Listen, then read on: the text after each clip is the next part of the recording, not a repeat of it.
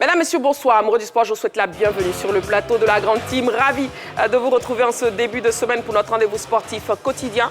Et bien sûr, avant de démarrer, je vous invite, s'il vous plaît, à suivre le sommaire. Et c'est maintenant. On y va. Au sommaire de ce premier numéro de la Grande Team de la semaine, les informations sportives d'ici et d'ailleurs, et c'est dans LGT News. Ligue 1, quel est le meilleur trio pour les coupes africaines? On en parle au cours de l'actu.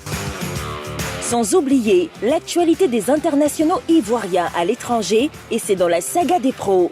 Excellente soirée sportive en compagnie de Marie-Christine Beaugré et sa team.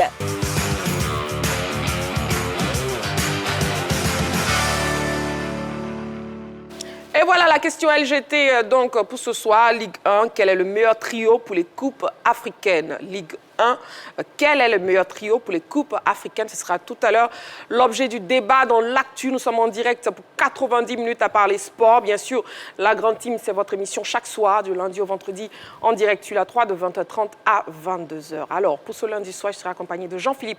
Jean-Philippe, bonsoir, comment vous allez? Bonsoir Marie-Christine, je vais super bien. Ravi. Et puis Amétchétché, bonsoir, comment vous allez? Bonsoir Marie-Christine, je vais très bien.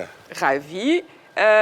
José Diati, bonsoir, comment vous allez? Bonsoir Marie-Christine, je vais très bien. D'accord, les lunettes sont de retour. Oui, c'est de retour, oui. Ouais, c'est mieux, il ne faut pas fatiguer les yeux, s'il vous plaît. Voilà, donc ce soir, je serai donc accompagné de Jean-Philippe, de Amétchétché et aussi de José Diati. On va démarrer avec la première rubrique de cette émission que vous connaissez très bien, c'est LGT News. On y va, c'est maintenant. LGT News. Débutons les news avec les assises des fédérations ouest-africaines de kickboxing. De nouvelles directives pour redynamiser la discipline. La Côte d'Ivoire a été honorée en recevant le séminaire international des présidents de la Confédération ouest-africaine de kickboxing. C'était du 10 au 12 avril. Ces assises, tenues autour du thème « Quelle contribution des fédérations ouest-africaines pour le rayonnement du kickboxing dans une famille wacoforte » a réuni 12 pays parmi lesquels figurent le Sénégal, le Burkina Faso, le Niger, la Gambie, le Bénin, le Ghana, la Guinée, le Togo, le Mali, le Nigeria, la Sierra Leone et la Côte d'Ivoire. Les différentes propositions et résolutions ont été compilées dans un document paraphé par tous les participants. Elles serviront de boussole pour la redynamisation et le positionnement du kickboxing partout en Afrique. L'Ivoirien Parfait Doukrou, président de la Confédération ouest-africaine, n'a pas caché sa satisfaction à l'issue de ce séminaire et s'est dit honoré pour la Côte d'Ivoire qui accueillait ces assises. On organise le championnat d'Afrique. Déjà, ça veut dire que tous ces 12 pays seront présents, sans compter les autres pays des autres zones. Donc ça sera même un championnat, le seul championnat où il y aura plus de 20 pays qui vont participer. Donc j'ai foi et je suis satisfait déjà de ce que nous sommes en train de faire. Le kickboxing est en train de mettre en place un socle, une base pour une promotion et un développement de la discipline, en tout cas dans toute la Côte d'Ivoire et dans toute la zone 2, de façon durable et de façon concrète. Karaté, championnat de Côte d'Ivoire, test 1. 200 karatékas font le show au Hall des Sports. Le Hall 2 du Palais des Sports a abrité le championnat de Côte d'Ivoire, test 1, samedi dernier. Ce tournoi a surtout servi de cadre pour une première revue de troupes avant les championnats de karaté de l'UFAC, région Ouest 2, prévus dans quelques mois. 200 karatékas issus des catégories cadettes, juniors et seniors étaient dans les starting blocks en kata et combat. Ils ont pour la plupart affiché un bon niveau. Des cadors tels que Kamagaté Aziz, Mani Christopher au niveau du combat ou encore Abi Kamagaté en kata ont assuré. Des jeunes loups notamment Zouri Ornella ou encore Loïc Ikwe ont également affiché de belles progressions. À la grande satisfaction des maîtres qui ont effectué en grand nombre le déplacement au hall de Trècheville, les athlètes pour leur part peuvent se féliciter d'avoir donné le meilleur d'eux-mêmes. Pour sûr, ils tenteront de s'améliorer pour les prochaines étapes afin de garantir leur place en équipe nationale.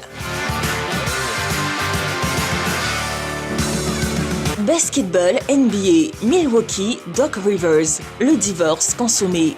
2 ans et demi après son arrivée chez les Bucks, Milwaukee a annoncé le départ de son désormais ex-coach Doc Rivers. Les deux parties ont décidé de se séparer suite aux résultats décevants. L'ancien entraîneur de Boston a échoué à amener les Bucks au-delà du premier tour des playoffs en 2024, puis en 2025 avant un exercice chaotique cette saison. Rivers quitte donc Milwaukee après la 50e défaite de ses joueurs face à Philadelphie, 106-126. J'ai toujours dit que j'aurais pu faire un meilleur travail. On aurait pu avoir plus de chance avec les blessures. On aurait pu avoir plein de choses en plus. Mais je ne suis pas le genre de personne à regarder en arrière. Tout ce qu'on peut faire, c'est aller de l'avant, a déclaré le technicien. Rivers a échoué et l'aventure se poursuivra sans lui. Football, Little AFCON, les qualifiés pour les quarts de finale connus.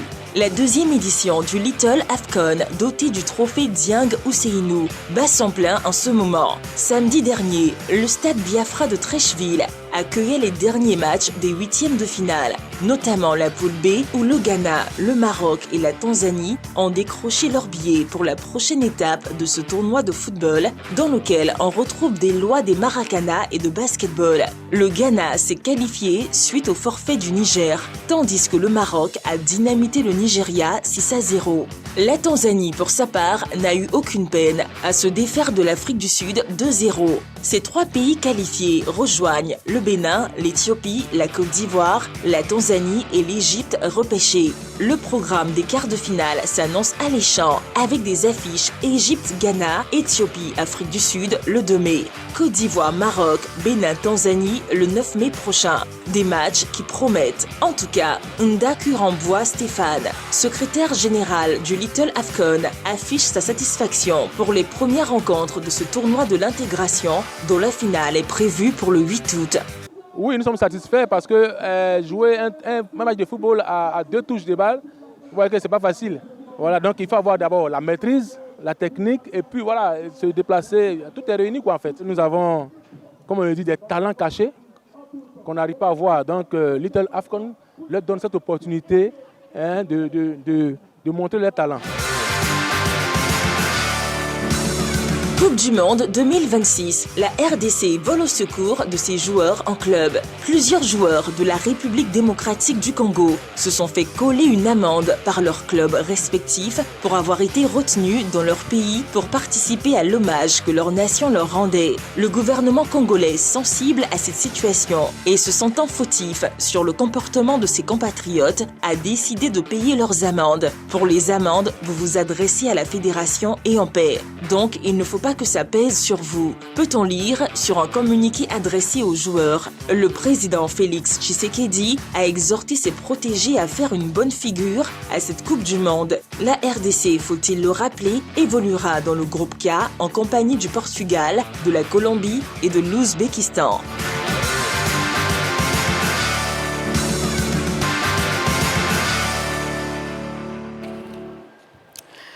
Voilà, allez, pour 90 minutes d'émission, on part maintenant avec le débrief des news. On commence avec Jean-Philippe, avec vous, on parle basketball. Oui, on va parler du basketball, on va parler d'un homme qui a réalisé de par le passé de très belles performances, notamment à la tête d'une très grande équipe au niveau de la NBA, il s'agit de Doc Rivers, qui a été donc démis de ses fonctions à la tête des Bucks de Milwaukee. Et celui qui était venu pour essayer de faire refranchir un cap à l'équipe de Antetokounmpo n'a pas réussi. Il a un bilan, je dirais, assez terne, avec 97 victoires pour 103 défaites à la tête de cette formation américaine. Il n'a pas pu permettre à la franchise d'atteindre les playoffs, ni même les play-in. Il est arrivé à la tête de cette équipe-là en janvier 2024. Et là, il doit tout simplement dire au revoir pour l'instant à la NBA. Pour beaucoup de spéculateurs, on annonce une probable retraite de cet entraîneur-là. Mais je pense qu'il a encore beaucoup à donner. Il n'a que 64 ans. C'est un grand homme du basketball américain et qui malheureusement échoue à la tête d'une équipe qui était, il n'y a pas si longtemps que ça, championne d'NBA.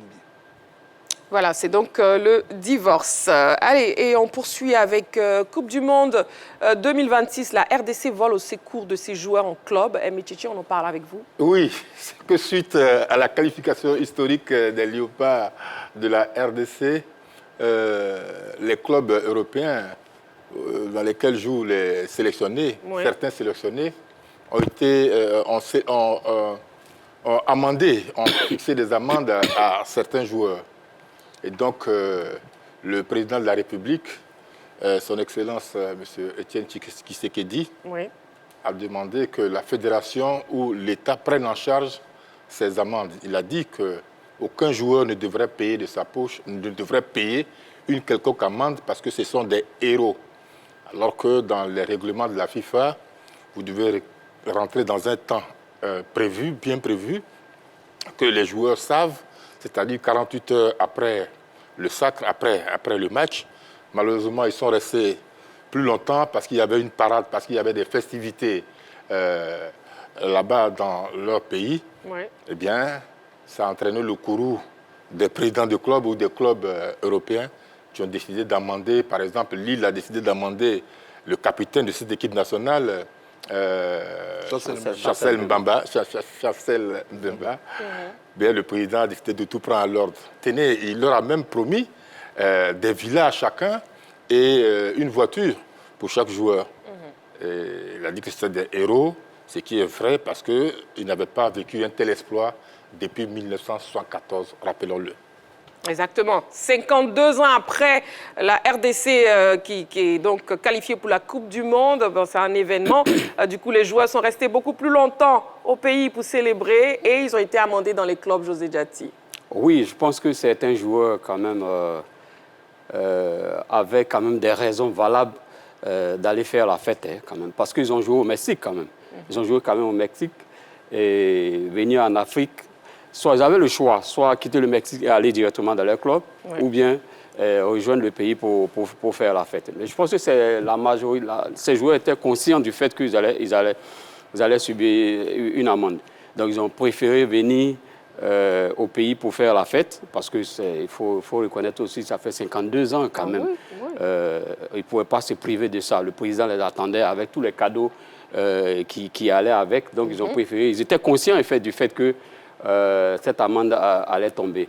Je pense aussi que pour un joueur comme Chancel Mbemba, c'est vrai, vous finissez de jouer une rencontre, vous partez, c'est même pas sûr que vous soyez classé même pour le match qui suit. C'est même pas évident. Pour la majorité des cas, les joueurs sont sur le banc. Peut-être ils rentrent après. Et puis, Chancel Mbemba, il ne joue pas, il n'est même pas titulaire même dans le club. Donc, il a préféré venir faire la fête. Les joueurs aussi avaient la possibilité d'appeler leur coach. On a vu ici le cas de Didier pendant la CAN. C'est le mondial, la qualification en 2005. La qualification. Il a appelé José Mourinho. Voilà, il a appelé José. Il a dit, coach, est-ce que tu me permets de... Parce que le délai est arrivé, il a dit, coach, est-ce que tu me permets de rester? Le coach a dit, ok, tu peux rester. Donc les joueurs avaient la possibilité. Mais moi, je pense que pour des joueurs, c'est normal aussi de venir faire la fête. Voilà, de venir faire la fête, vous l'avez dit, 52 ans après. Voilà, donc ça méritait d'être célébré aussi avec ces beaux cadeaux. On a vu les véhicules, hein, des grosses 4x4 que tous les joueurs ont eu avec des maisons et de l'argent aussi, JP. Oui, forcément. Moi, je trouve que la liquidité. Moi, franchement, je trouve que, excusez-moi le terme, c'est un peu petit dans l'esprit de la part de certains clubs. C'est là où on voit la différence entre les grands clubs et les clubs modestes. Parce que quand on prend des clubs qui décident d'amender des garçons qui réalisent un exploit historique, je pense qu'ils mettent au devant la dimension économique avant la dimension humaine. Et José Diati l'a bien dit. Didier Drogba, c'était l'attaquant numéro 1 à Chelsea en 2005. Et quand il a demandé à José Mourinho, son club et l'entraîneur, voyant l'aspect historique de cet événement, lui a accordé, c'est juste 24 heures. Pourtant, il était titulaire. Là où la plupart de ces joueurs congolais ne sont forcément pas des titulaires dans leurs équipes. Ils n'ont pas d'équipe qui jouent, je dirais, qui sont qualifiés pour des grandes échéances. Je trouve que c'est mesquin, c'est méchant de la part de ces clubs. Mais bon, c'est aussi ça la dure réalité du football professionnel, parce que quand ils ont beau le dire, les règles sont les règles, mais on les voit souvent faire un torse aux règles quand il s'agit de leurs compatriotes. Ben, C'est une bonne réaction de la part du gouvernement congolais. C'est vrai que moi, j'ai regardé un peu quelques commentaires. Hein, beaucoup de personnes se plaignent. Ouais. Vous voyez, quand on est dans nos pays, dans certains pays africains avec certains défis, une sorte de déstructuration, qu'on a ce genre d'événements heureux, il faut permettre aux gens de pouvoir au moins passer un cap. Exactement. Félicitations aux Congolais qui permettent à l'Afrique d'avoir 10 représentants. Voilà, pendant que certains pays estimaient qu'on ne le méritait pas. Et on espère maintenant que lors de cette prochaine Coupe du Monde-là, avec les 10 représentants africains, on pourra, pourquoi pas, essayer de faire mieux que le Maroc, c'est-à-dire aller toucher cette fois-ci la finale de la Coupe du Monde. Exactement, la Coupe du Monde 2026, donc la qualification de la RDC et puis aussi la Côte d'Ivoire qui est qualifiée justement pour cette future Coupe du Monde. La question LGT pour ce soir, Ligue 1, quel est le meilleur trio pour les coupes africaines? Ce sera tout à l'heure dans l'actu. Pour l'instant, vous ne bougez surtout pas, amoureux du sport. On marque une petite pause, juste le temps de la publicité. À tout de suite.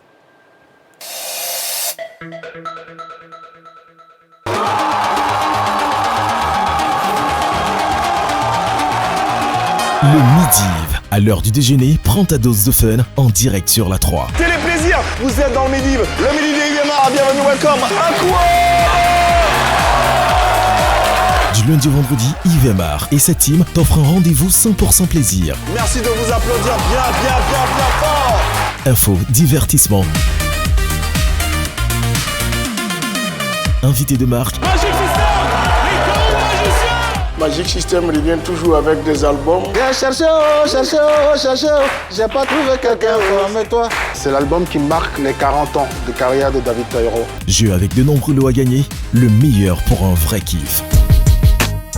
Le Midi, ton talk show préféré tous les jours du lundi au vendredi, dès 11h15 en direct sur la 3. Applaudissez pour l'argent propre, parce que l'argent propre, là, vous gagnez, c'est pas facile.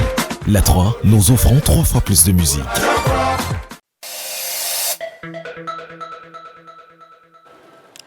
De retour sur le plateau de la Grande Team, toujours en direct sur la 3, accompagné de Jean-Philippe, de José Diati, de Aimé Tchétché. Et il est temps de passer au focus de ce soir. On y va.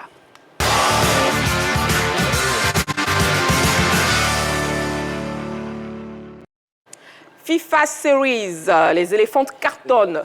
Ah oui, le tournoi FIFA Series 2026 des dames était à sa 2e journée le week-end dernier au stade Alassane Ouattara d'Ebimpe. On en parle donc dans notre focus. Déjà, messieurs, les éléphants ont écrasé les îles et Kékos lors de la 2e journée de ce tournoi. Quelles sont vos impressions, José Diati?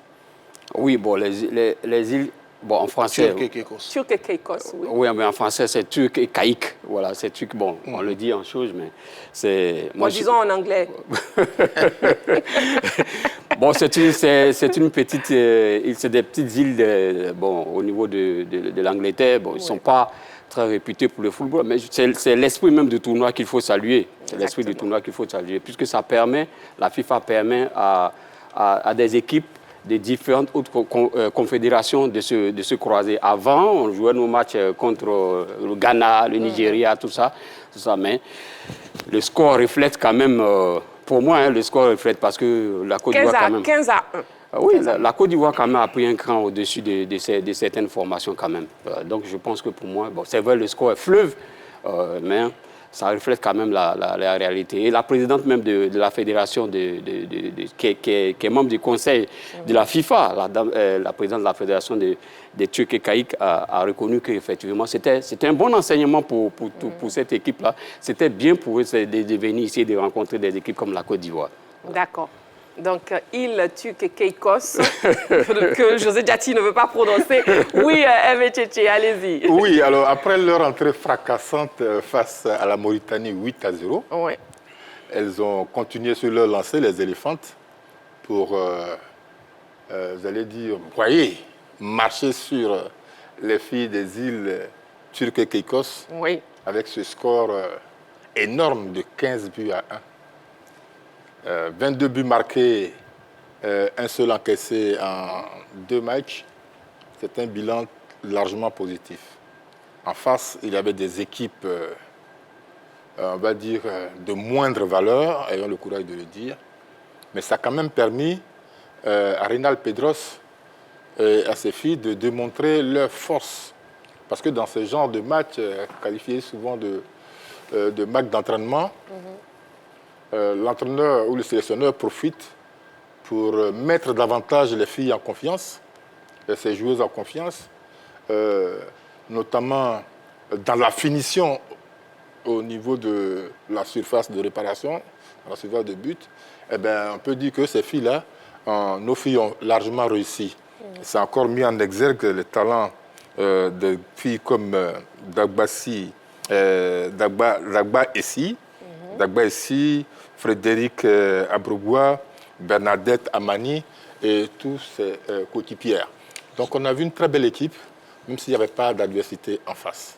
Très bien. Oui, Jean-Philippe, vos impressions. Il a quand même réduit le nombre de buts inscrits par les filles, c'est 23, c'est pas 22. Ah, c'est 23. Ah oui, d'accord. Je suis pas très fort en mathématiques. C'est pas grave. Mais bon, je vais faire un peu la fine bouche. On a quand même encaissé un but face à cette équipe-là. Il faut revoir un peu cet aspect. Bon, c'est pour les charrier un peu. Il faut dire que, voilà, on l'avait dit ici, lorsque la question avait été posée, de savoir si cette compétition-là, si je peux reformuler la question, allait apporter un gain qualitatif à nos filles au vu de l'adversité.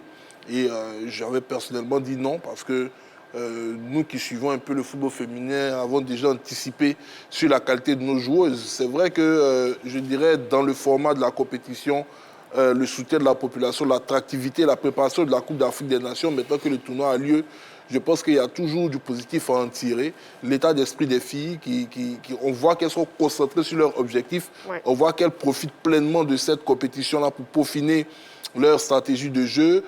Ces genres de compétition, ça permet également de mettre en confiance l'équipe sur l'aspect offensif quand l'équipe marque autant de buts. Voilà, et ça permet également à l'entraîneur de faire une revue générale des troupes.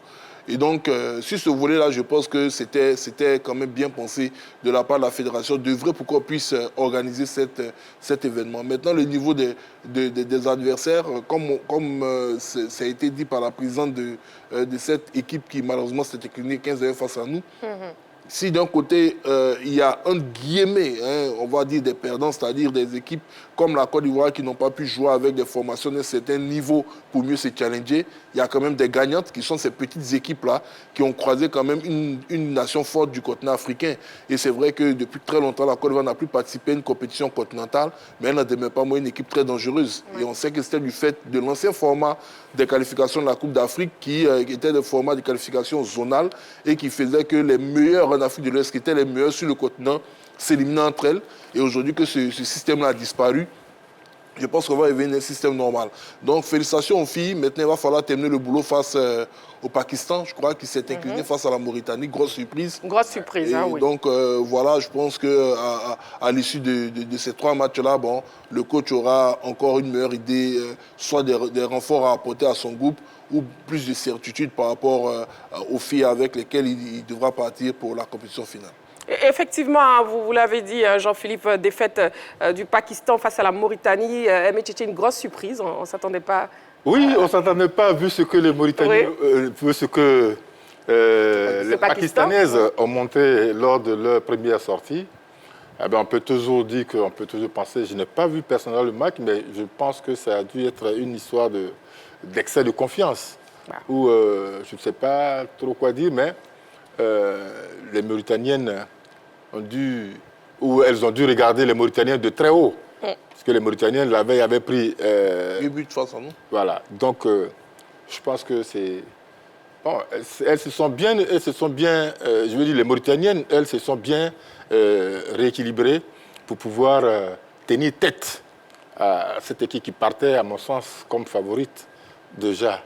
Si vous me permettez, Marie-Christine, pour avoir suivi le match Côte d'Ivoire-Mauritanie, il faut faire très attention à la lecture du jeu côté mauritanien. En deuxième mi-temps, elles étaient beaucoup plus agressives. Et si vous regardez le score, la Côte d'Ivoire avait marqué 6 buts en première mi-temps face aux Mauritaniennes, mais elle n'avait marqué que 2 en seconde période. Les Mauritaniens avaient tenu tête aux Ivoiriennes en seconde mi-temps. C'est dire que si on se concentre sur la deuxième mi-temps des Mauritaniennes, on allait se rendre compte qu'il y a eu un réajustement tactique qui était fait par l'entraîneur. Il ne faudrait pas oublier que, tout comme la Côte d'Ivoire, elles ont un très grand technicien sur le banc de touche qui était un Espagnol, qui était directeur de la formation au FC Barcelone. Donc, il a su réajuster l'état de son équipe.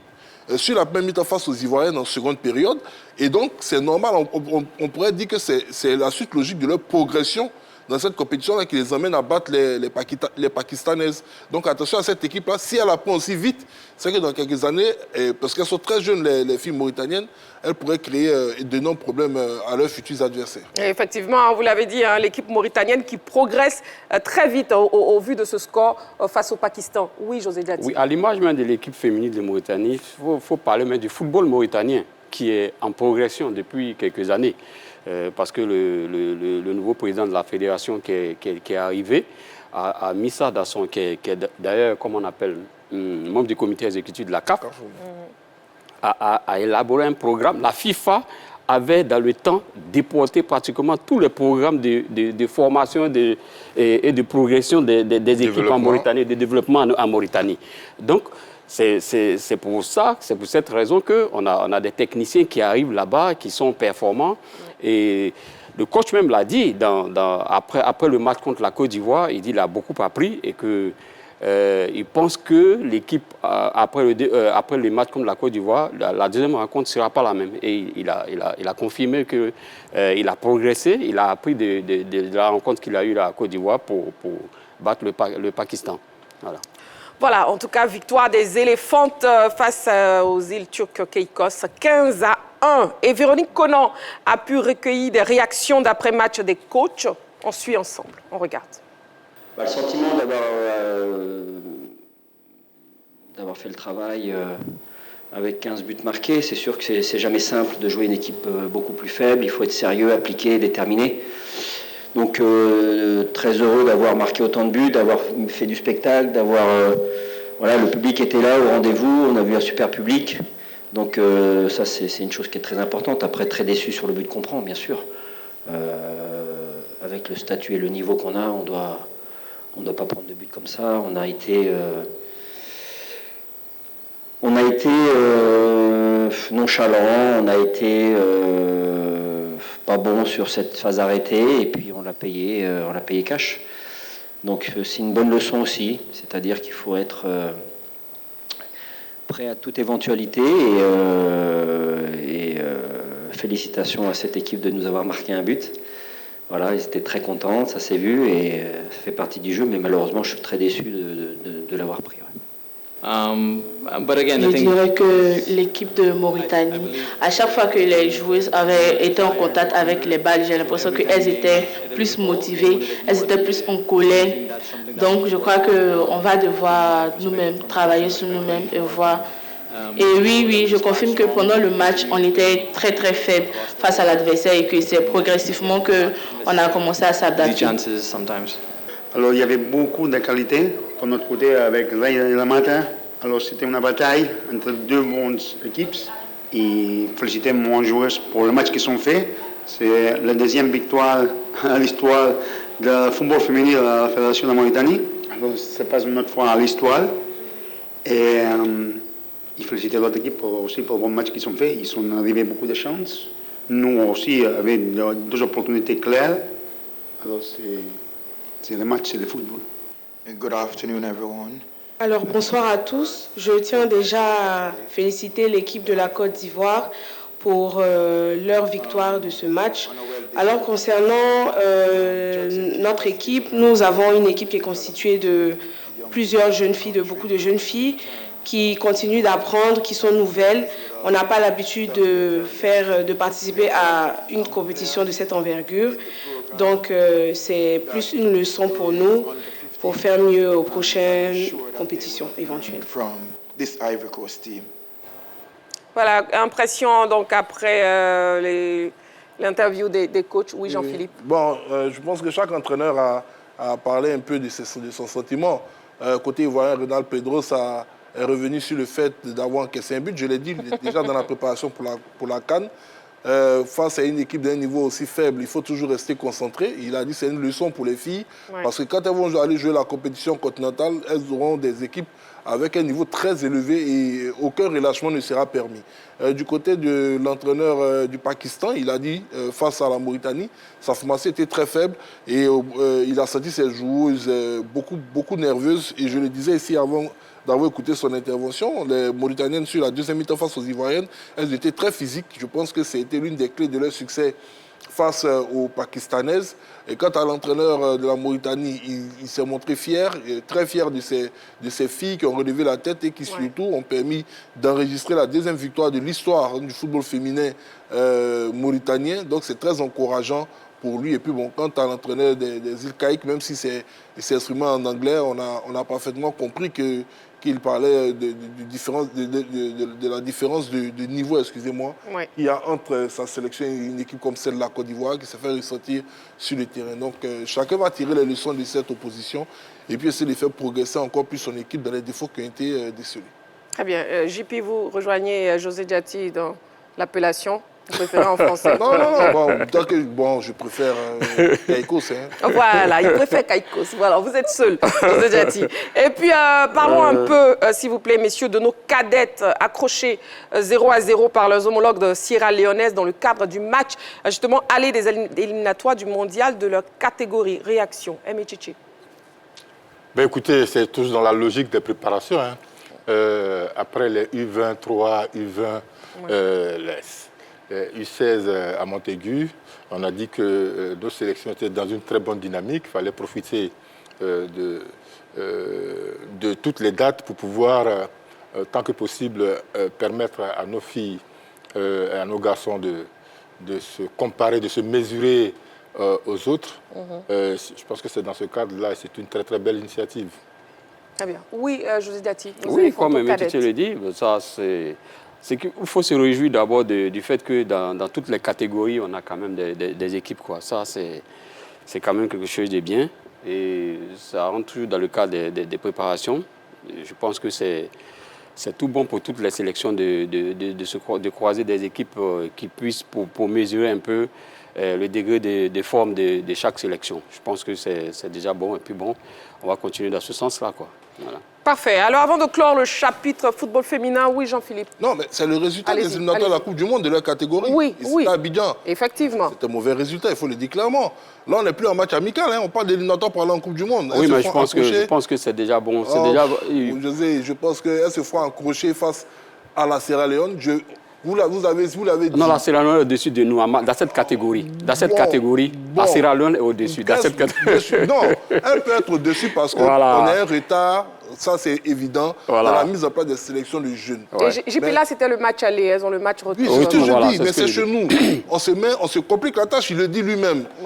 Il dit que la Sierra Leone est en avance sur nous dans cette catégorie. Donc quand vous croisez ces équipes-là chez vous, vous devez faire l'effort au moins de les mettre en difficulté. Moi, je me rappelle encore de notre équipe senior qui a été éliminée dans la phase de jeu normale dans les éliminatoires. Et il y a eu l'augmentation du nombre de sélections qui nous permet aujourd'hui de pouvoir espérer voir notre équipe à la compétition finale et pourquoi pas montrer de très belles choses. Il y a un travail qui est entamé, il se poursuit, mais là, sur ce résultat-là, on le dit clairement, l'ambition de la fédération, de toutes les fédérations qui engagent une équipe dans une compétition internationale, c'est de voir son équipe se qualifier. Et là, est-ce que ce résultat, même s'il ne nous élimine pas, il nous laisse optimistes? Je dis non. Donc moi, je le dis clairement, on est en phase éliminatoire de Coupe du Monde, on n'est pas dans un match amical, elles ont eu des regroupements, elles ont eu des matchs amicaux pour préparer cette rencontre, elles n'ont pas pu battre la Sierra Leone. J'espère pour ces filles-là qu'au retour, elles auront un sursaut d'orgueil pour nous ramener la qualification. Ben, si on regarde purement le résultat dans son aspect objectif, c'est un mauvais résultat pour les. Voilà, oui, José. Oui, non, en fait, je veux dire... c'est son avis, José. Non, je ne dis pas non, mais il faut... Jean-Philippe, bon, il est dans le résultat, c'est vrai, mais moi, je vois plus d'où on est quitté pour arriver à ce stade. Voilà. Surtout dans cette catégorie des U17. L'équipe nationale senior, même déjà, il y a 2 ans, 3 ans, n'était pas à ce niveau même déjà. On avait tous les problèmes. Donc, je regarde toujours plutôt la progression de cette équipe-là. Et je pense que, comme il a dit lui-même, il a conclu pour dire, c'est vrai, ce n'est pas un bon résultat, ce n'est pas aussi un mauvais résultat. On peut aller chercher la qualification, c'est possible, voilà. Mais il faut voir la progression de ces jeunes filles-là et puis les situer dans la catégorie comparativement aux autres pays comme la Sierra Leone, le Ghana, le Nigeria, l'Afrique du Sud. Voilà, c'est un peu ça. Très bien. En tout cas, on respecte vos différents avis, messieurs, sur ce plateau. Voilà donc les Éléphantos cadettes. Hein. C'était donc le match aller 0-0 face à la Sierra Leone. Et on note que le match a eu lieu ici à Abidjan, justement parce que les Sierra Leonaises n'ont pas de stade homologué. Et le match retour aura lieu donc à Yamoussoukro ce vendredi. Voilà, donc je disais avant de clore le chapitre football féminin, voyons le programme de la 3e journée du tournoi FIFA Series 2026. Le programme. Ben oui, ce tournoi va s'achever le jeudi 16 avril prochain. À 16h, il y aura la confrontation entre les Keikos face à la Mauritanie. Et à 19h30, il y aura le duel entre la Côte d'Ivoire et le Pakistan. Voilà donc pour le programme. Et nous passons à l'actu de ce soir. On y va.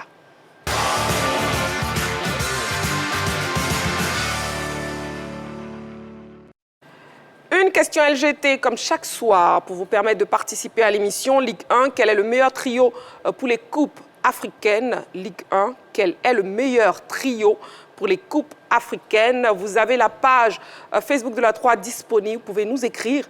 Sinon, vous avez le téléphone de la 3. D'ailleurs, on ouvre le téléphone. Je vous donne le numéro, c'est le 27 21 59 93 99, précédé de l'indicatif plus 225. Si vous nous appelez hors des frontières de la Côte d'Ivoire, vous pouvez nous appeler pour participer à l'émission. À 6 journées de la fin de la saison de Ligue 1, 7 clubs sont en course pour les 3 places qualificatives pour les coupes africaines. La bataille fait rage. Plus de détails donc dans ce sujet préparé par la rédaction. On regarde.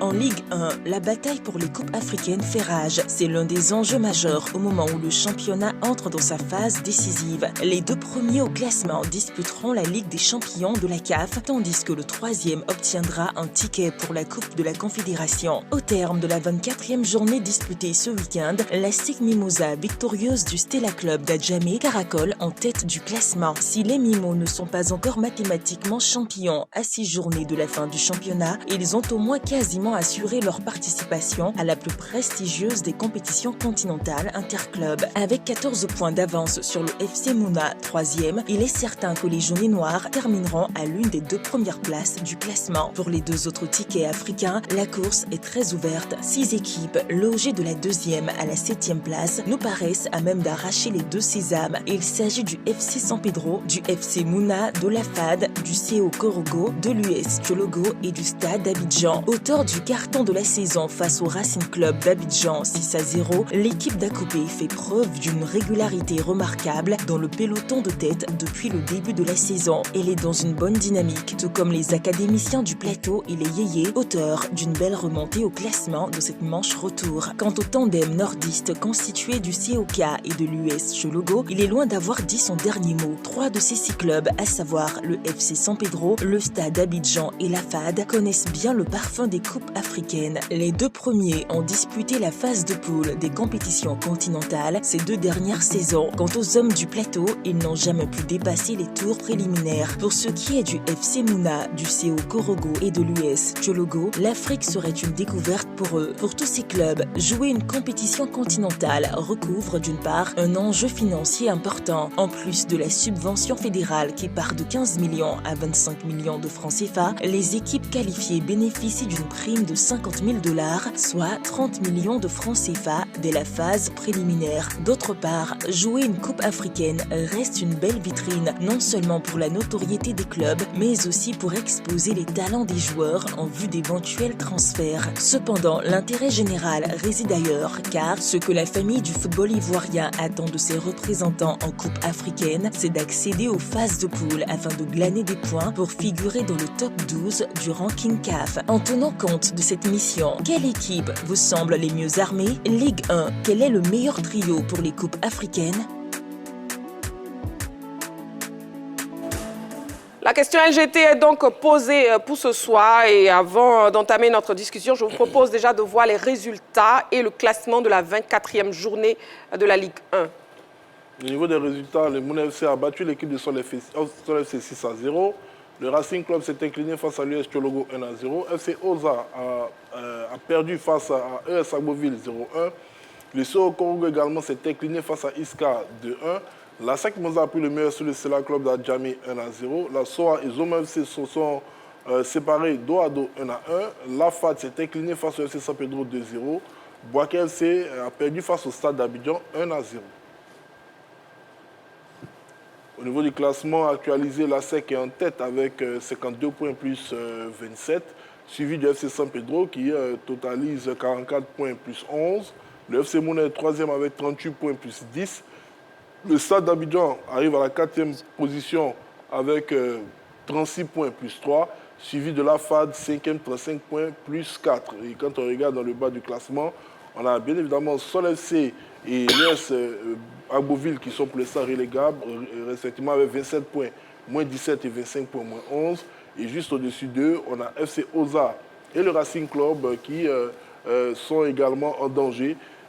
Si on remonte même, on voit que jusqu'à la 9e place, ces équipes ne sont pas encore sorties de l'auberge parce qu'elles se tiennent dans un mouchoir de poche avec les deux formations relégables. Exactement. Voilà, donc n'oubliez pas, le téléphone est ouvert, le 27 21 59 93 99 pour participer à l'émission. La question LGT, Ligue 1, quel est le meilleur trio pour les coupes africaines? Messieurs, sur ce plateau, la question vous est donc posée. Donc je vais vous laisser donner votre meilleur trio accompagné de vos arguments. On va commencer avec Micheche.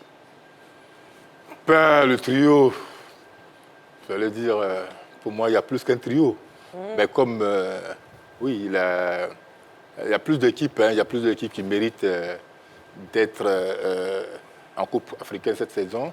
Donc les 3 meilleurs pour vous? Les 3 meilleurs selon le classement à l'heure actuelle. Oui. Il y a la SEC Mimosa, pour qui c'est la norme que la SEC termine première, deuxième ou troisième. La SEC est toujours qualifiée et sera toujours qualifiée pour la Coupe d'Afrique, une des Coupes d'Afrique, soit pour la Ligue des Champions, soit pour la Coupe CAF. Donc ça, c'est normal.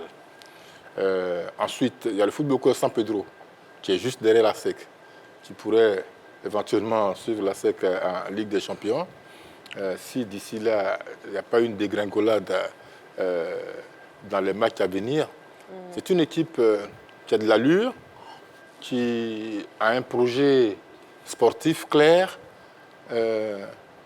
qui a déjà représenté à plusieurs reprises la Côte d'Ivoire dans ces compétitions-là, mais qui n'a jamais été plus loin que la phase de groupe. L'année dernière, San Pedro a fini 4e sur 4. C'était pas vraiment intéressant pour une équipe comme elle. Et puis, voilà, donc je pense que cette saison, s'il ne continue pas à vendre les meilleurs, s'ils gardent au moins les meilleurs joueurs de leur équipe, ils pourront certainement dignement nous représenter. N'oublions pas que depuis 2017 ou 2014, où le CE Sport de San Pedro a joué une finale de Coupe d'Afrique, aucune équipe n'est encore arrivée à ce stade. Donc c'est vraiment difficile à voir. Ensuite, pour moi, il y a une équipe comme la FAD, qui, sur cette dernière rencontre, j'aimerais bien la voir dans le trio. Dans le trio, parce que c'est une équipe qui fait plaisir à voir jouer, mais qui, malheureusement, avec les moyens dont elle dispose, les résultats ne suivent pas. C'est ça le gros handicap. Parce que la Coupe d'Afrique, elle use physiquement, financièrement. Après les premiers matchs, les joueurs, les équipes sont présentes sur 2 fronts. Il y a le championnat et il y a la Coupe d'Afrique. Donc, ça use physiquement et financièrement. Je souhaite que nos équipes-là, cette fois-ci, nous représentent dignement. Voilà, donc il y a dans le trio, comme la question l'indique clairement, il y a la SEC, il y a le San Pedro, et pour moi, il y a la FAD. D'accord. C'est votre trio à vous qu'on veut savoir. Oui, pas selon le classement, votre trio à vous. Oui, mon trio, c'est ça. Hein. C'est ça, d'accord. Très bien. Merci, Micheche. Nous avons un appelant, M. Ogra, qui nous appelle d'Aboisseau. M. Ogra, bonsoir. Bonsoir, Mme Christy. Bienvenue sur le plateau de la Grande Team. Ah, merci beaucoup. Voilà. On vous écoute. Quel est le meilleur trio pour les coupes africaines? Madame Chrissy, vous avez énuméré une question qui me voit droit au cœur. J'ai eu à énumérer une trilogie de clubs en fonction de leur performance. Mais j'aimerais, si vous le permettez, répondre à cette question avec une franchise. Moi, je pense que la hiérarchie de la Ligue 1 se précise. D'abord, mon trio de tête de cette saison, c'est d'abord la SEC Mimosa pour la Ligue des Champions. Parce que la SEC suivant le championnat avec, je crois bien, 52 points en 24 matchs, sauf catastrophe. Et aussi, la SEC est le club le plus solide et le plus régulier cette saison en termes de finances et en termes d'effectifs. Donc, je pense que la SEC pour la Ligue des Champions. Ensuite, le FC San Pedro. Parce que le FC San Pedro, je pense bien à laver le visage de la Fédération ivoirienne de football en étant le seul club à s'être qualifié pour la Coupe CAF cette saison. Mais malheureusement, ils ont été éliminés en phase de groupe. Pourquoi le FC San Pedro? Parce qu'ils sont dauphins avec 41 points. Et le FC San Pedro, même s'ils n'ont pas d'effectifs, ils sont pas aussi lucratifs tels que la SEC Mimosa. C'est le candidat le plus sérieux pour la deuxième place qualificative. Mais je prends le FC San Pedro pour la Coupe CAF de la Confédération. Et pour terminer, malgré le positionnement du FC Mouna, je n'acquiesce pas. Mais j'espère que l'AFAD finira troisième. Et même si l'AFAD n'a pas pu finir troisième pour se qualifier pour la Coupe CAF, j'espère que par le biais de la Coupe nationale, je pense que c'est possible, s'ils la remportent, ils pourront directement se qualifier via les coups préliminaires. Donc voici ma trilogie, ASEC, Ligue des Champions, AFAD, Coupe de la Confédération et FC San Pedro pour la Coupe de la Confédération. Très bien. Merci beaucoup, M. Ogra, pour votre participation à l'émission. Merci beaucoup. Merci, madame. Je vous en prie. J'aimerais demander, s'il vous plaît, à la régie, est-ce que le chef plateau peut se rapprocher de moi, s'il vous plaît? Merci. Ligue 1, quel est le meilleur trio pour les coupes africaines? Ligue 1, quel est le meilleur trio pour les coupes africaines? José Diati, je vous pose la question. Oui, pour moi, je ne veux pas parler du classement, mais je vais parler même de la forme des équipes. La forme des équipes qui sont dans le championnat. D'abord, la SEC d'Abidjan. La SEC d'Abidjan, vu sa position même au classement, c'est logique que la SEC soit qualifiée pour la Ligue des Champions. Il y a d'abord l'effectif de la SEC, et puis il y a la constance même de la SEC qui fait que c'est une équipe qui est appelée à être qualifiée pour la Ligue des Champions. Ensuite, le deuxième club que je vois, c'est le FC San Pedro. Il faut dire que le FC San Pedro a connu un moment de flottement, c'est vrai, a connu un moment de flottement à un moment donné, à cause de ces joueurs qui ont été vendus, tout ça. Mais aujourd'hui, le club est en train de remonter la pente. La preuve, le club a battu aujourd'hui un concurrent direct au tableau, qui est l'AFAD. C'est-à-dire a battu l'AFAD. Donc, le FC San Pedro, pour moi, c'est une équipe qui peut jouer une place africaine avec son effectif qui est jeune, effectivement. Certes, son effectif est jeune, mais c'est une formation qui peut jouer une place en Coupe africaine. Ensuite, j'ai hésité un peu entre l'AFAD et le stade d'Abidjan. Le stade qui a fait une remontée spectaculaire de la 7e place se retrouve à la 4e, vu sa victoire sur l'AFAD. Mais je vais opter pour l'AFAD. L'AFAD, pourquoi? Parce que c'est une formation qui s'est donnée d'abord au début de la saison pour ambition d'être championne de Côte d'Ivoire cette année. Voilà. Cette année, le coach Firmin a dit, cette année, au début du championnat, a dit on va pour jouer le titre de champion. C'est vrai qu'à un certain moment, au milieu de la course, il y a eu des moments de flottement, mais le club est en train de remonter. Ils ont perdu aujourd'hui, c'est vrai, mais je les vois vraiment terminer sur le podium. Voilà, puisque c'est une ambition qui a été fixée depuis le départ. Donc pour moi, il y a la SEC d'Abidjan, il y a le FC San Pedro, c'est vrai, sa jeunesse est là, mais c'est un club qui peut confirmer, qui, après une série de matchs nuls, aujourd'hui, est allé sur une victoire. Et puis, enfin, l'AFAD qui termine sur le podium. Merci beaucoup, José Diati. Nous avons un appelant, Monsieur Diomandé Mamadou, qui nous appelle de Sipilou. Monsieur Diomandé Mamadou, bonsoir. Marie? Oui, Monsieur Diomandé Mamadou. Christine Bézé, bonjour, mon père. Bonsoir, Monsieur Diomandé Mamadou. Bienvenue sur le plateau de la Grande Team. Oh, tu es trop bien habillé encore, Christine, ma belle. Merci beaucoup, Monsieur Diomandé Mamadou. Je salue le plateau. Oui. Bonsoir. Et d'abord, Charles.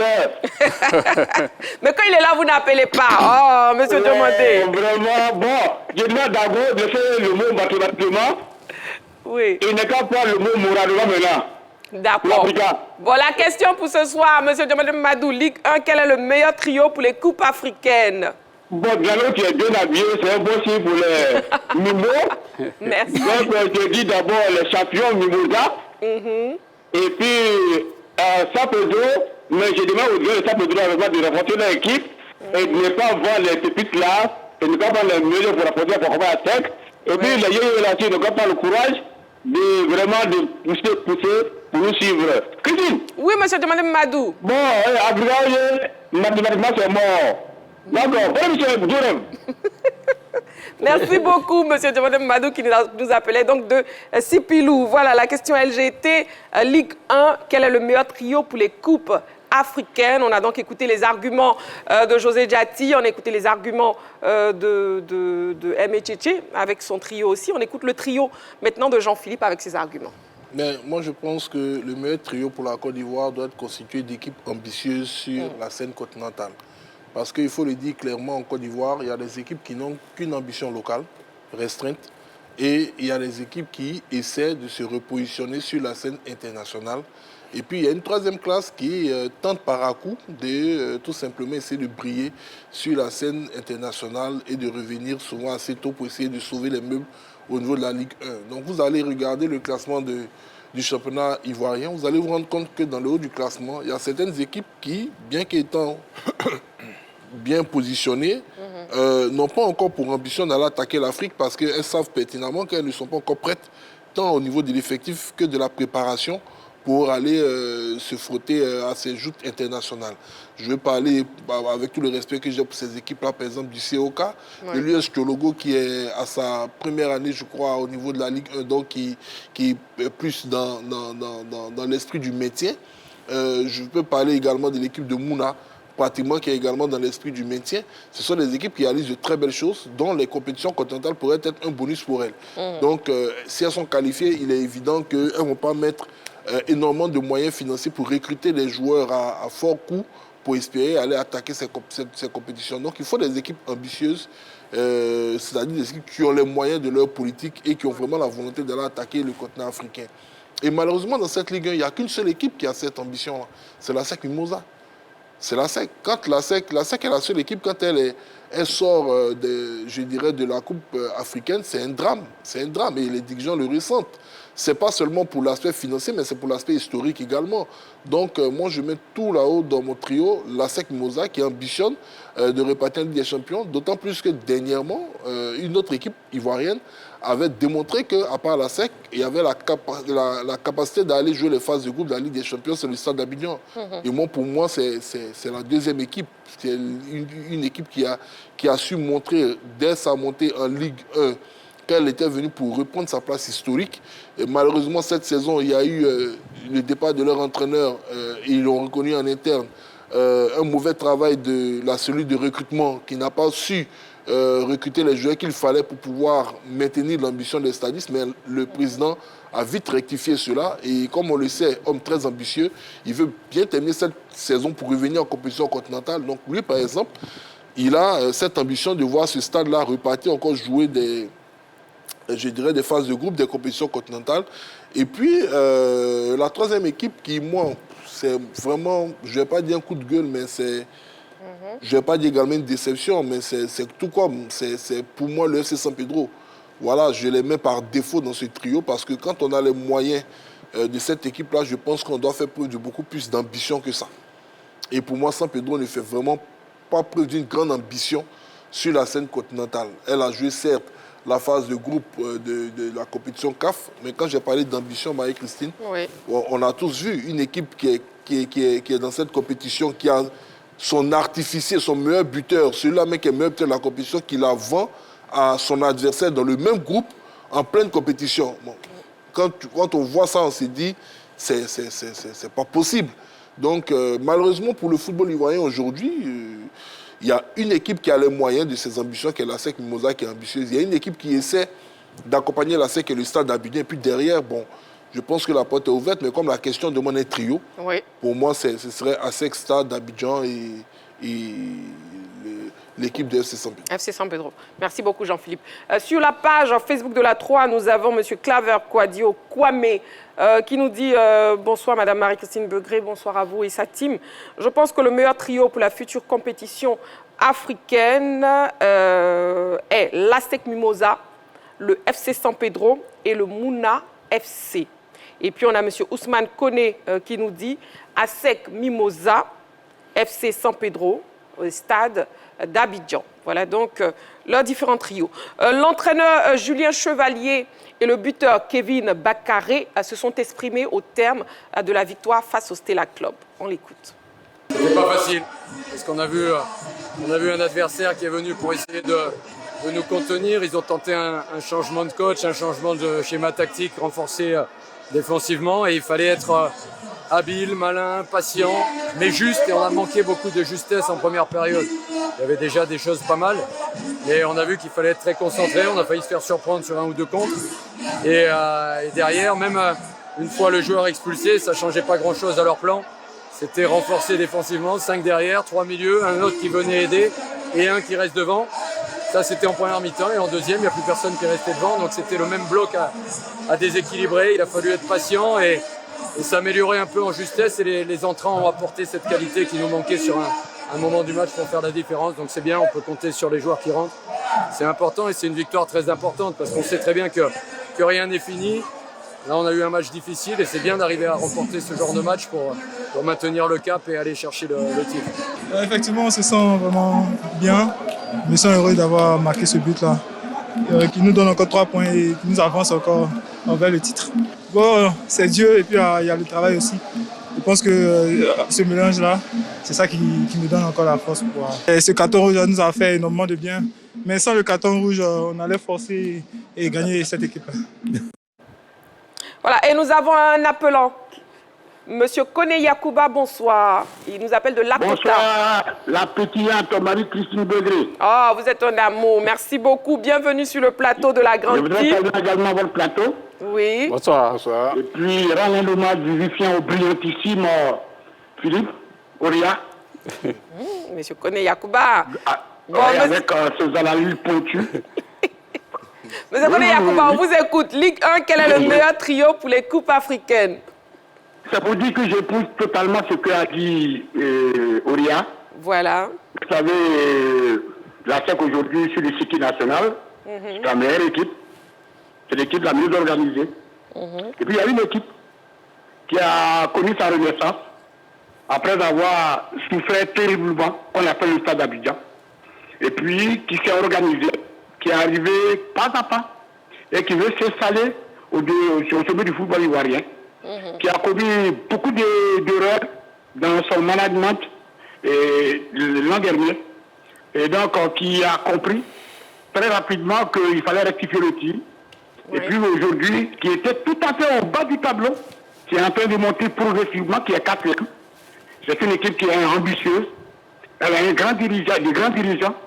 Et donc, je pense que cette équipe-là, avec tout ce qu'elle a connu, et puis, difficulté qu'elle a rencontrée également en Ligue des Champions lors des 2 précédentes éditions.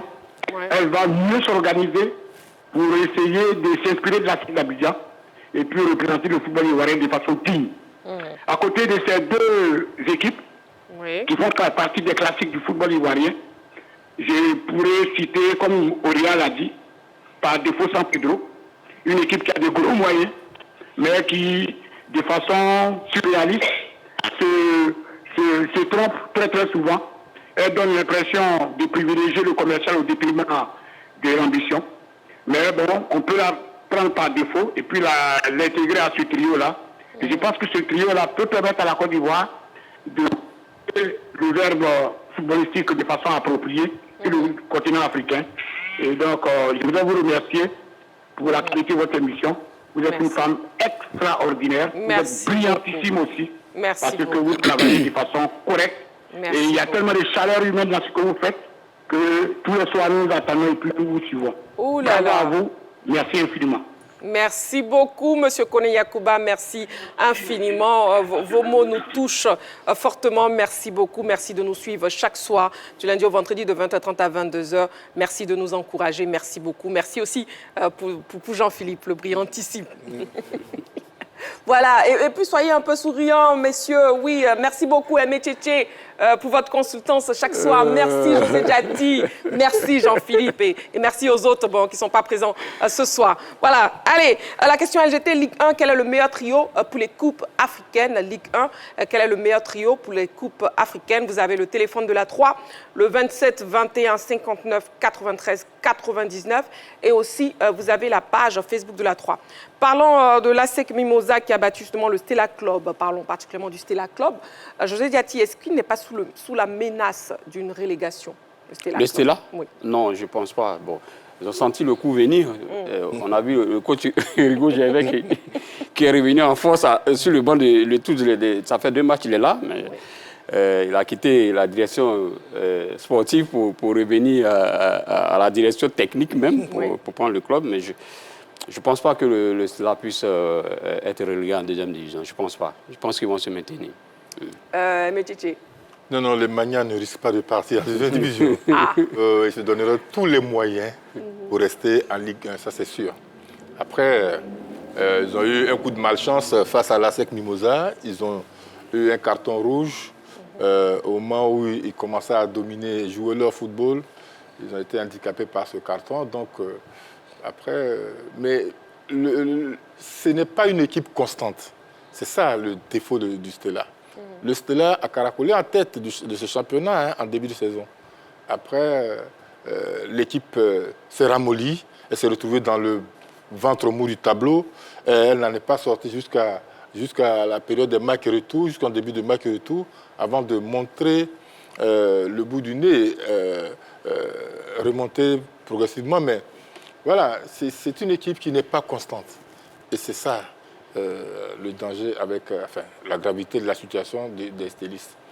C'est une équipe qui, à mon avis, en début de saison, a des ambitions d'être champion. Mais au fil du temps, on voit que ces ambitions deviennent générales. Ce n'est plus une ambition principale de devenir champion. Générale, de se maintenir en Ligue 1. Une fois qu'ils auront dépassé cette période où c'est un moment de doute, on peut avoir une très bonne équipe du Stella d'Abidjan. D'autant plus que dans cette équipe, il y a de très bons joueurs. Il y a de très bons joueurs, il y a des joueurs qui savent se révolter par moments, mais ça ne suffit pas. Ils ont un beau cadre d'entraînement, ils sont dans de bonnes conditions. Ouais. Malheureusement, les résultats ne suivent pas. C'est dommage. C'est dommage. Et surtout, ne l'oubliez pas, hein, Métier et puis José Diati, ils sont seulement à 1 point de l'équipe relégable. Donc, non, à 1 point de l'équipe. Ils sont quand même dans la zone rouge. Pas loin de la zone rouge quand même. Non, mais jusqu'au 9e, comme on dit dans le jargon, c'est la bouteille à l'encre. C'est-à-dire tout le monde est donc, cela n'est pas seul dans le cas. Donc, on ne peut pas spécifier la relégation uniquement au Stella. Donc, mais pour l'ossature, même pour la carrière du club, pour l'historique du club, c'est-à-dire tous les ingrédients sont réunis pour que vraiment tout le staff fasse un effort pour ne pas que l'équipe descende en division. Je le disais ici, la semaine dernière, en fin de semaine dernière, que de la 9e place à la 16e, tout est encore possible. Ok. Donc pour vous, tout est encore possible. Oui, Jean-Philippe. J'ai écouté Aimé Tchétché avec un grand intérêt parce que c'est quelqu'un qui connaît très bien l'environnement du football ivoirien, surtout le terme qui a été usé ici à cela quelques années, connaît les rouages de ce championnat. Il sait quels sont les éléments qui font la différence en termes de motivation au niveau du football. Ouais. Quand on parle d'athlète professionnel, on sait qu'il y a les salaires, on sait qu'il y a les primes de match. On sait comment ça se passe. On sait quelles sont les réalités du football local. Donc ce qui arrive au Stella ne m'étonne pas. C'est vrai qu'au niveau du football, il y a la loi de l'omerta, la loi du silence. On s'était sur beaucoup de choses, mais si on veut être véridique et si on veut regarder les choses droit dans les yeux, je pense que le problème de motivation, il est nulle part ailleurs que sur l'aspect financier. Quand on est en train de partir vers la fin de la saison, que vous avez des présidents de clubs pour leurs ambitions de leur club bien évidemment, qui décident de doubler, tripler, qui accélèrent même les primes de victoire, la motivation est double, triple. Vous avez des joueurs qui rentrent sur le terrain. Un vous dit que bon, nous, en cas de victoire aujourd'hui, on va peut-être nous donner 100 000 francs. Vous, votre président vous dit que vous gagnez, que vous perdiez, bon, vous n'aurez rien. Mais on sait où va partir directement la force, comme on appelle, qui va entraîner certaines équipes à la victoire. Donc, le Stella, pour moi, n'a pas l'ambition, depuis de nombreuses années même, d'être championne de Côte d'Ivoire. Parce qu'on ne peut pas commencer un championnat avec, comme Aimé l'a dit, des joueurs de qualité qui enchaînent victoire sur victoire. Et puis ces mêmes joueurs-là, arrivé un moment, on a l'impression qu'ils sont essoufflés. Rigo Gervais, qui est consultant sur ce plateau, est quand même le dernier entraîneur ivoirien à avoir joué une finale de Coupe continentale. Donc ce n'est pas n'importe qui. Le Stella a toujours eu de très bons entraîneurs. Mais si derrière la politique générale ne suit pas pour motiver les joueurs, ça ne peut pas marcher. Quand vous voyez aujourd'hui Mouna FC, quand vous voyez US Chologo, quand vous voyez le COK, qui trustent les premières places de ce championnat-là, c'est parce que ces équipes ont des dirigeants qui mettent véritablement les moyens à la disposition de leurs ambitions et qui motivent leurs joueurs pour faire ce genre de résultats-là. Et quand on prend le CELA, aujourd'hui, ils ont leur ancien président emblématique, qui est président de la Ligue de football professionnel, qui a légué la direction à son frère. Bon, on voit comment ça se passe. S'il n'y a pas véritablement les éléments de motivation nécessaires, moi, contrairement à ce qu'ils ont dit, c'est vrai, il y a les réalités du terrain. Moi, je m'inquiète pour le Stella Club d'Adjamé. Parce que c'est vrai, ils peuvent rester dans l'élite du football ivoirien, mais quand on les voit flirter comme ça, à un point du premier relégable, à 6 journées de la fin, je dis que ce n'est pas honorable du tout pour cette équipe historique du football ivoirien. Très bien, parfait. Et c'est ce qui est beau aussi, justement, dans cette émission, c'est que vous avez des avis partagés. On respecte vos différents avis, messieurs, sur ce plateau. Messieurs Aimé, Tchétché, José Diati et Jean-Philippe Ouria. On va passer au public sportif ivoirien qui a donné son avis sur la question LGT de ce soir. On l'écoute. Je pense que le football ivoirien, aujourd'hui, est en train de prendre de l'ampleur. Le football africain est en train de prendre de l'ampleur. Et si aujourd'hui, la SEC que nous reconnaissons déjà comme l'équipe phare, qui est l'équipe c'est-à-dire qui est en marge, qui est en supériorité. En dépit de cette équipe-là qu'on connaît, qui est la SEC, on peut classer, pour les 3 trios, on peut classer en deuxième le FC San Pedro, on peut aussi classer le FC Mouna. C'est vrai qu'ils n'ont jamais joué de compétition, comme on peut le penser comme Michedois. Mais je pense que c'est une équipe qui n'a pas aussi démérité lors des différentes compétitions. Donc on peut les essayer.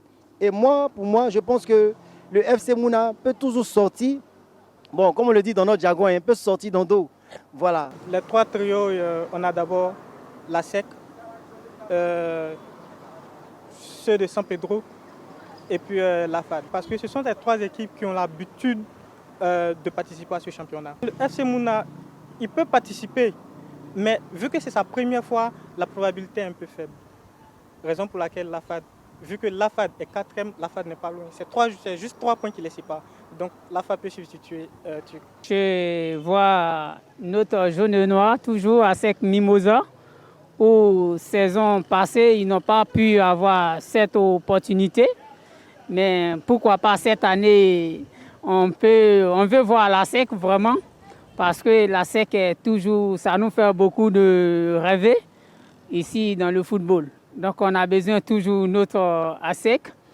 Et puis encore, je vois encore, à mon avis, FC San Pedro. FC San Pedro, pourquoi pas. Je prends 3e avec FC Mouna.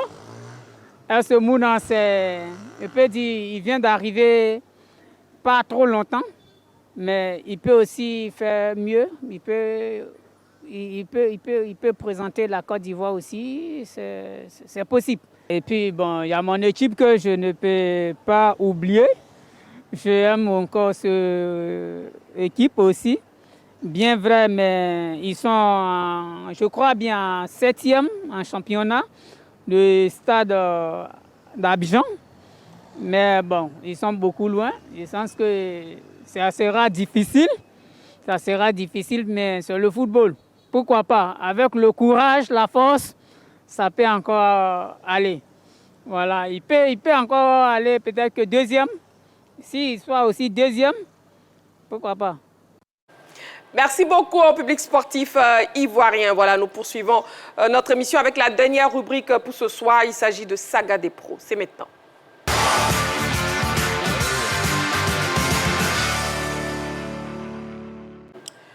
Prenons donc des nouvelles de nos internationaux et c'est dans cet élément préparé par la rédaction. On regarde. Plus rien n'avance par l'attaquant ivoirien, le plus prolifique face à Pise. Ndika a au cours de ce match effectué 62 passes et a été très présent dans les duels. Petit 3-1 devant Metz. Alors messieurs, satisfaits de la prestation de nos internationaux ce week-end, José Diati? Oui, tous les week-ends, toujours satisfait. Moi, je prends plaisir à m'asseoir devant la télé et regarder nos internationaux, en commençant par Yann Diomandé. Bon, lui, c'est vraiment la constance dans l'effort. Et c'est aujourd'hui l'Ivoirien qui est le plus coté au niveau des championnats européens. Il a encore marqué.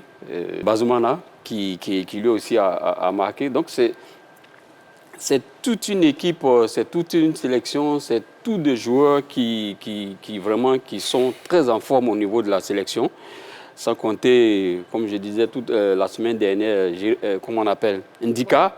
Oui. Ndika, vraiment, on sent vraiment qu'il a la grande confiance au niveau. Il a été 3 fois buteur aujourd'hui. Oui. On fait le décompte en sélection. Je ne sais pas s'il est mal utilisé ou bien je ne sais pas si c'est un manque de confiance. Mais je pense qu'il est en train de montrer au coach, il frappe à la porte pour dire qu'il mérite sa place en sélection. Parce que sur ses derniers matchs, il a été tout le temps buteur. Mais quand on l'a toujours appelé en sélection, le match est moyen. Donc, est-ce que Emes Faye va avoir les yeux vers ce garçon? On attend de voir. Et pour le reste, franchement, il faut dire que il faut saluer toute la performance des éléphants de Côte d'Ivoire et des joueurs qui montrent qu'aujourd'hui, la sélection ivoirienne, on doit compter avec cette sélection-là pour le mondial qui arrive. Très bien. Oui, Emetiti. Oui, quand je vois les éléphants jouer, je suis fier de les voir jouer.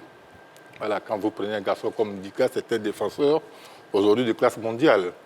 Voilà, c'est un défenseur de classe mondiale. On regarde Traoré Ahmed Junior, qui a été longtemps absent, il est rentré à repartir. Ensuite, un garçon comme Yann Diomandé, dont l'absence a été largement remarquée pendant la trêve, pendant la fenêtre à FIFA, a repris ses sensations. Il continue de faire des merveilles qu'on attend de lui. Eh ben, voilà, c'est de très bonnes nouvelles. C'est de très bonnes nouvelles. N'empêche que Marie-Christine, oui, j'ai toujours des regrets quand je vois nos champions qui évoluent en Europe. Voilà, il y a la Ligue des champions qui se joue. La Ligue des champions, on n'a qu'un seul joueur dans cette compétition, Ousmane Diomandé. En Europa League, on a quoi, Sangaré et Seko Fofana, oui, dont le duel attendu n'a pas eu lieu. Sangaré étant resté sur le banc de touche. On a en Conférence League, on a Doué et Martial Godot. Bon, je pense que c'est très maigre. C'est très maigre pour la qualité de nos joueurs qui devaient plutôt être dans le haut du tableau avec les top clubs. C'est mon seul regret.